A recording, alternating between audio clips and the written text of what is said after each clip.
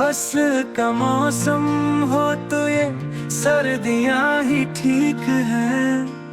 हिज्र में कुर्बत की ये परछाइयाँ ही ठीक है। क्या बताऊं मैं कि तुमने किसको सौंपी है हया, इसलिए सोचा मेरी खामोशियाँ ही ठीक है।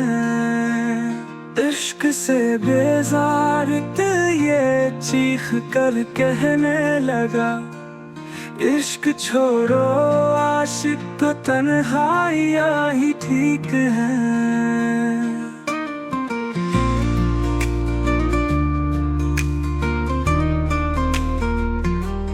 इस कदर हम हो चुके रुसवा वफा के नाम पर, अब शराफत छोड़ दी बदनामियाँ ही ठीक है।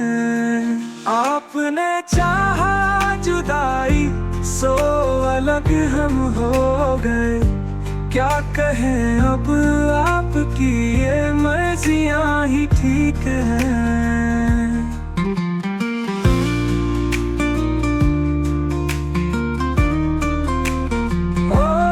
पाए जब मुकम्मल इश्क का किस्सा तो फिर शोहरते रहने दो, अब गुमनामियाँ ही ठीक है। इससे पहले हम जुदा हो कुछ भरम बाकी रहे, दरमियाँ अब तल्ख सी ये दूरियाँ ही ठीक है।